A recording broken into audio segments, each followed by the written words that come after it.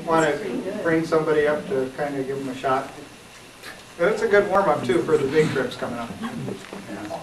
Thanks, Steve.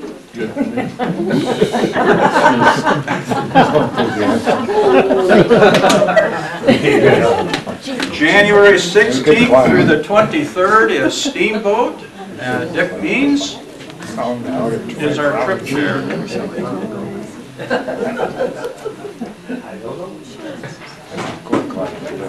This is more work. Well, the steamboat trip is doing well. We have, I signed up one tonight, so we're up to 25. And I just have a few things to need to keep track of. The last payment's due the 21st of November. The cancellation date is the 10th of November. I have 7 airfare tickets left that the people that are driving, taking the train, left 7 tickets unused, so we can fill more airfare, but there has to be a contingency on getting more rooms. So people that sign up now will kind of be on a waiting list, or, you know, I have to call and see if I can get a room for you. There's a lot of things to do in Steamboat. I've put this in the newsletter over and over, but dog sledding, cross-country skiing, snowmobiling, there's hot springs that you can go jump in that are outdoors. That's where Steamboat got its name. And 2 club parties. We usually have a wine and cheese party, and then we'll have a leftover party. Everybody drags all the food that they didn't eat during the week, and we have a wonderful time. And there's dancing and drinking. One of my favorite things. Country and Western. The 2 step. That's all they play out there.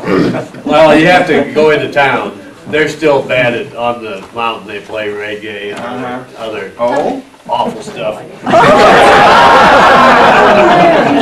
know how to dance to that, don't we? Reggae would be all right if it would ever end.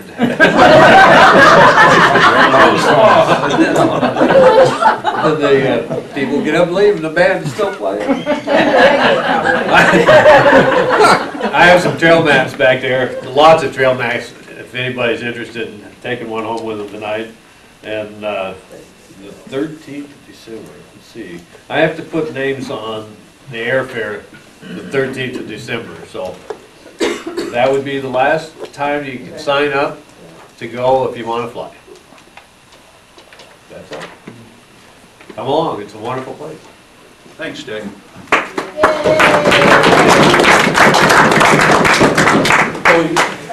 Next, on February 5th and 6th is our not-so-mystery trip anymore. So it's Red Wings, yes, Brenda, and Sandra. Minnesota, and Welsh Village. We are, obviously it's a bus trip. We're going to leave Friday night, get up there. It's only about a 4-hour trip, so it's not so ungodly long. We're staying at the St. James Hotel. It's a very historic. Nice, nice. There you go. All right. There's an endorsement right there. Very historic. It's very historic hotel. Sort of like Galena or Mount Vernon, that type of atmosphere. So if you're into that little historic town, then you'll love this place. There is some outside entertainment besides skiing, but I will say there's a great cross-country trail system. There are cross-country trails right in town if you want to stay close by, or you can go from Welsh Village all the way back to Red Wing, and it's only about a 9 miles distance. And it's on the old railroad trail, so it should be fairly flat. Yes, the Cannonball Trail.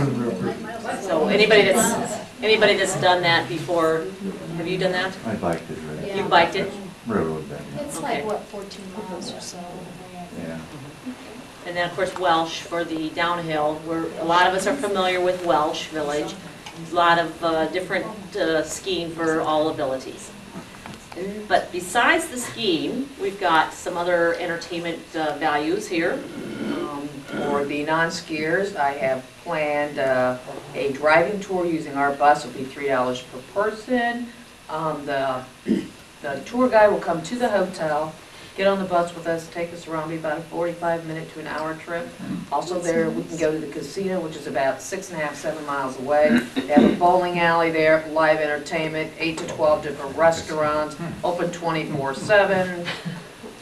And then we're going to try to maybe hit the pottery place. Let me see if I can set up a tour there.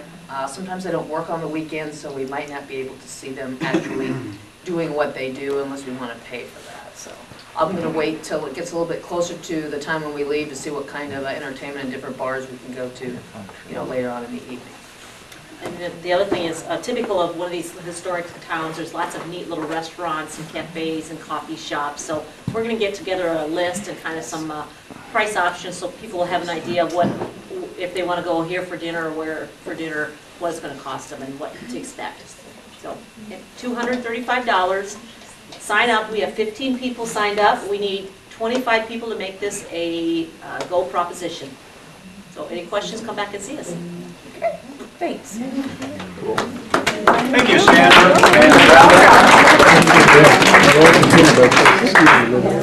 And lastly is our Innsbruck trip on February 18th through the 26th. So Brian.